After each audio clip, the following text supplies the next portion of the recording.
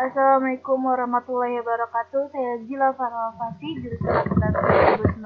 Di sini saya akan menerangkan dan mempraktikkan topik 12, yaitu asumsi klasik atau heterokedastisitas dan regresi data sekunder. Heterokedastisitas tujuannya untuk menguji apakah dalam model terjadi ketidaksamaan varians dari residual satu pengamatan ke pengamatan yang lain menurut Ghazali tahun 2011. Ada beberapa cara untuk mengetahui ada atau tidaknya heterokedastisitas, yaitu dengan melihat grafik plot yang Zipred dan Spreadsheet, uji Park, uji Glasser, dan uji White. Uji heterokedastisitas dengan grafik plot atau Zipred dan Spreadsheet, yaitu grafik scatterplot melihat antara nilai prediksi variabel dependen yaitu Zipred dengan residualnya Spreadsheet. Deteksi ada tidaknya heterokedastisitas dapat dilakukan dengan melihat ada tidaknya pola tertentu pada grafik scatterplot antara Spreadsheet dan Zipred yang telah diprediksi. Nah, ini dasar analisisnya itu jika ada pola tertentu seperti titik-titik yang ada membentuk pola tertentu yang teratur atau bergelombang, lebar, kemudian menyempit, maka mengindikasikan telah terjadi heterokedastisitas. Dan jika tidak ada pola yang jelas serta titik-titik menyebar di atas dan di bawah angka 0 pada sumbu Y, maka tidak terjadi heterokedastisitas. Lalu kita langsung saja ke pengujian menggunakan data yang kemarin. Nah, ini. Lalu caranya quick analyze, regression, lalu linear, dependennya itu keuntungan, independennya itu harga saham, dan aset. Di statistiknya kita checklist variance no collinearity. Nah, ini udah sama Darwin-Watson ya. Terus kalau kita klik continue, di plotnya itu yang Y-nya itu stress ID,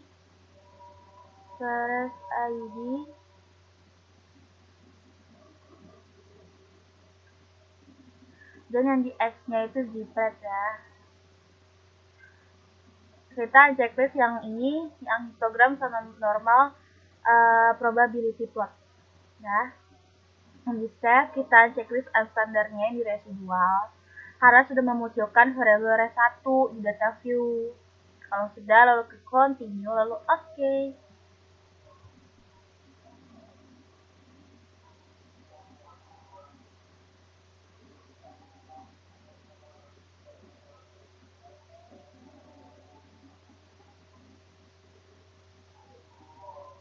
Nah, ini udah muncul outputnya.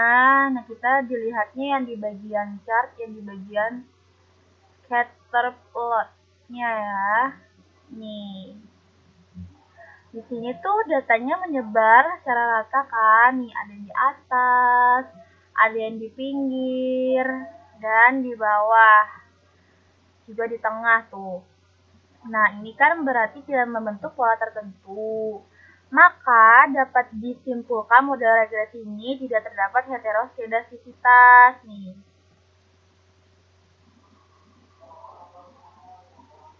Ya, jika tidak ada pola yang jelas serta titik-titik menyebar di atas dan di bawah angka 0 pada sumbu Y, maka tidak terjadi heterokedastisitas. Ini dia kesimpulannya.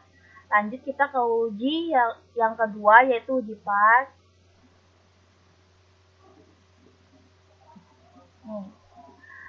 Uji heterokedastisitas dengan uji Park. Menurut Ghazali tahun 2018, uji Park mengemukakan metode bahwa variance atau F2 merupakan fungsi dari variabel-variabel independen apabila koefisien parameter beta dari persamaan regresi tersebut signifikan secara statistik. Hal ini menunjukkan bahwa dalam data model empiris yang diestimasi terdapat heterokedastisitas. Dan sebaliknya, jika parameter beta tidak signifikan secara statistik, maka asumsi homoskedastisitas pada data model tersebut tidak dapat ditolak. Nah, ini kriteria uji Park-Mirghozali tahun 2013, yaitu jika nilai probabilitasnya lebih dari 5% atau bisa dibilang 0,05, maka dikatakan tidak terjadi gejala heteroskedastisitas. Sedangkan jika nilai probabilitasnya kurang atau kecil dari 5% atau 0,05, maka dikatakan terjadi gejala heteroskedastisitas. Oke, kita langsung saja ke pengujiannya. Kita tuh buat uji Park ini membuat variabel res2. Ini kan baru ada res1. Nah, kita buat res2-nya itu caranya dengan mengcompute variabel res1 dikali res1. Caranya itu klik transform, terus klik compute variabel. Target variabelnya itu kita tulis res underscore 2. Function groupnya all. Lalu function and special variabelnya itu kita pilih yang absolut.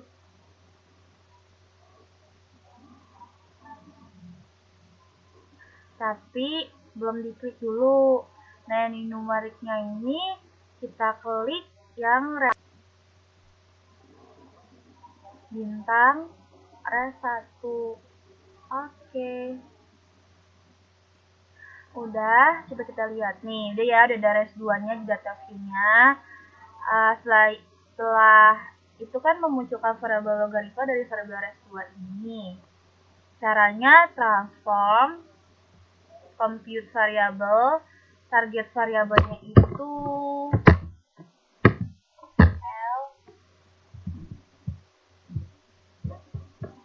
ln underscore res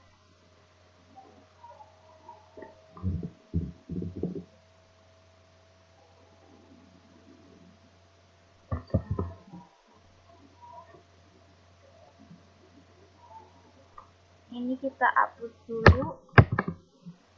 Nah, function ini kan all, function and special variabelnya kita cari yang ln. Ini ln. Nanti kita hapus, terus kita masukin yang res2-nya. Lalu klik OK.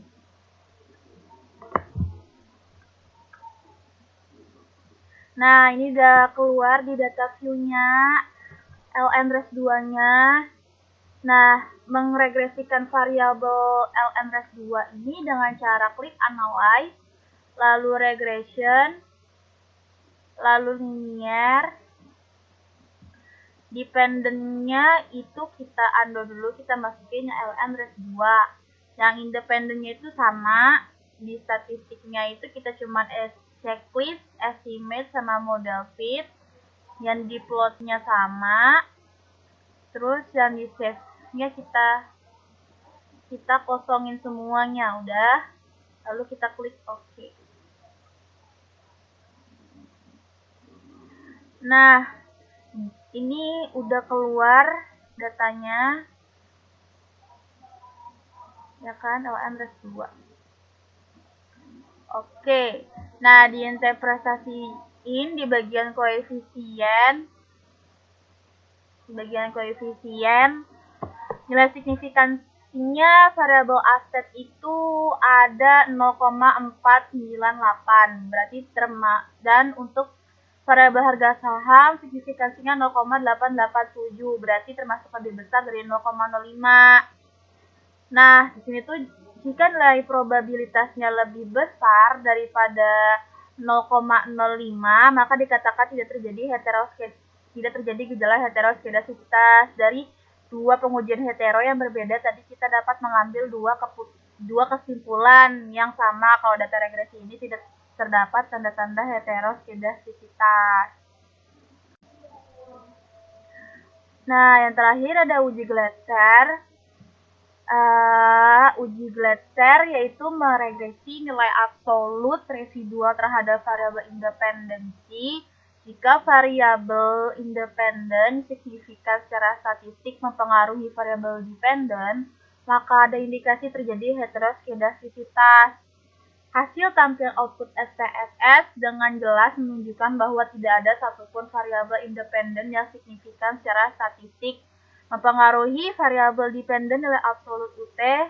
Hal ini terlihat dari probabilitas signifikansinya di atas tingkat kepercayaan 5%. Jadi dapat disimpulkan model regresi tidak mengandung adanya heteroskedastisitas. Langsung saja kita ke pengujiannya. Kita akan mengkomput variabel res1. Nih, caranya transform compute variabel. Nah, target variabelnya itu ABS res1 ya.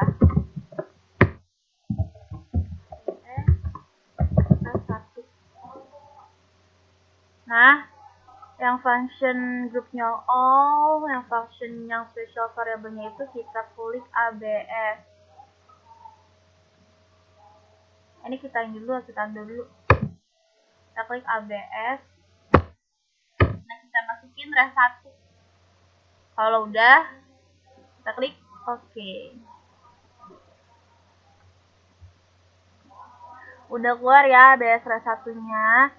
Selanjutnya bisa langsung meregresikan variabel ABS res1 ini dengan cara analyze, lalu klik regression, lalu linear. Dependennya itu kita masukin yang ABS res1. Dependennya itu sama, tapi kita taruhnya yang aset terlebih dahulu ya, baru di bawahnya itu harga saham. Lalu klik OK.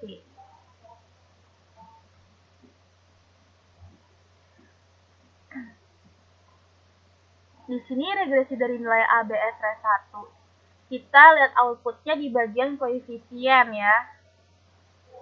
Nih, koefisien ABS res1. Yang nilai signifikansi dari aset itu 0,491. Dari variabel harga saham signifikansinya 0,880. Nih. Nah, jadi dengan pengujian heteroskedastisitas ya, hal ini terlihat dari probabilitas signifikansinya di atas tingkat kepercayaan 5% atau 0,05%. Jadi dapat disimpulkan model regresi tidak mengandung adanya heteroskedastisitas. Nah, ini kan di atas dari 0,05 ya. Nih, itu 0,4 dan 0,8. Maka dapat disimpulkan tidak mengandung adanya heteroskedastisitas. Tuh ya. Nah, jadi dengan pengujian heteroskedastisitas kan ada 3 nih. Pengujiannya yang pertama grafik scatter plot, terus kedua uji Park, dan ketiga uji splatter. Tiga-tiganya ini menunjukkan hal yang sama, yaitu dalam model regresi ini tidak terdapat heteroskedastisitas. Lalu kita ke regresi.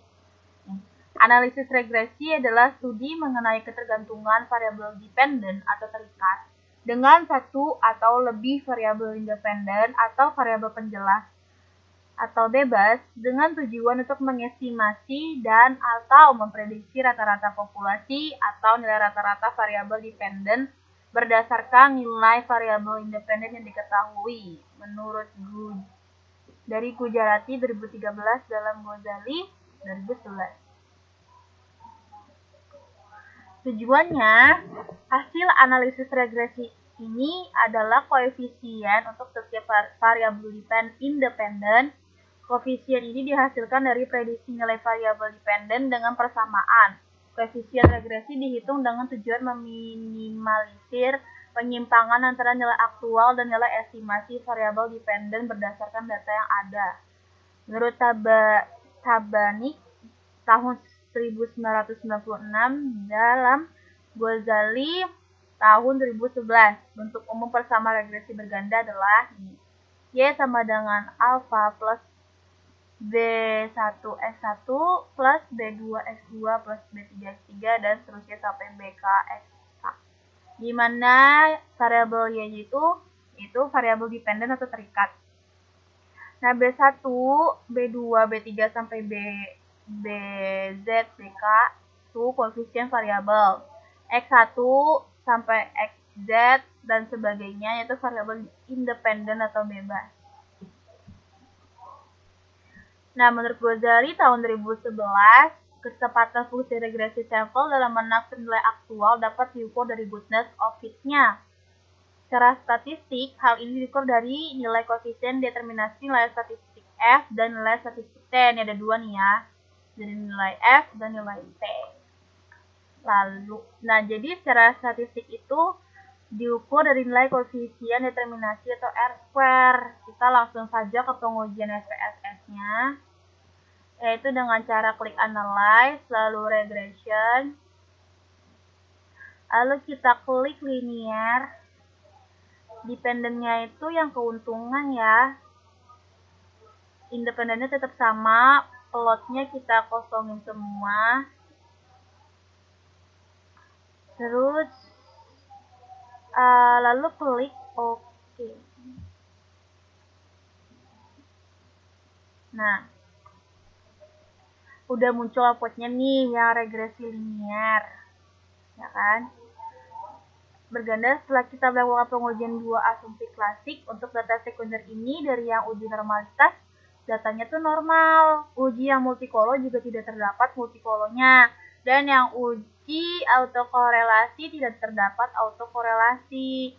Dan tadi uji heteroskedastisitas juga tidak terdapat heteroskedastisitas. Kita akan menginterpretasikan data yang tadi pengujian determinasi outputnya di model summary.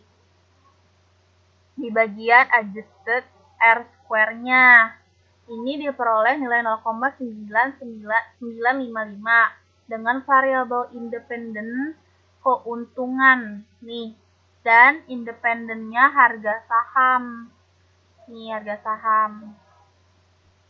Dan aset. Di sini nilai adjustednya kan 0,955 atau 95,9% dari variabel keuntungan ini dapat dijelaskan variabel independennya yaitu harga saham dan aset, sedangkan sisanya itu kan seharusnya 100%, tetapi di sini hanya terdapat 95,9%, jadi itu ada kurangnya sebesar 4,5%.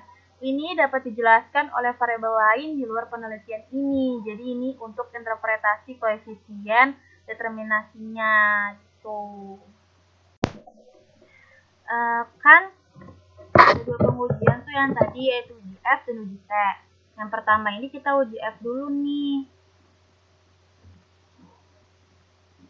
Uji F digunakan untuk melihat apakah variabel bebas mampu secara bersama-sama mempengaruhi variabel terikat. Nilainya dapat diambil dari tabel ANOVA dalam SPSS. Kriterianya adalah jika F itu lebih besar daripada F table atau nilai probabilitas signifikansinya kurang dari 0,05. Jika memenuhi kriteria, artinya semua variabel independen berpengaruh secara simultan atau bersama-sama terhadap variabel dependen. Nah, kita lihatnya di bagian yang ANOVA dan di F-nya nih, yang di F hitung. Nah, ini kan F hitungnya itu kan 96,681 dan nilai signifikansinya itu 0,000. Jadi, dapat disimpulkan bahwa dalam model regresi ini kita dapat menggunakan variabel independennya ini untuk memprediksi keuntungan, atau dapat dikatakan dengan kata lain kalau variabel independennya yaitu variabel aset dan harga saham secara bersamaan atau secara simultan berpengaruh terhadap variabel dependennya yaitu variabel keuntungan. Nah, kita yang terakhir ya, uji T. Selain mengetahui kemampuan secara bersama-sama variabel bebas menjelaskan variabel terikat, juga perlu mengetahui apakah setiap variabel bebas juga berpengaruh terhadap variabel terikatnya. Untuk pengujian ini digunakan uji T. Kriterianya adalah jika T hitung lebih besar daripada T table, atau nilai probabilitas signifikansinya kurang daripada 0,05, maka jika memenuhi kriteria, artinya semua variabel independen berpengaruh secara individual terhadap variabel dependen. Kita lihat di koefisiennya ya.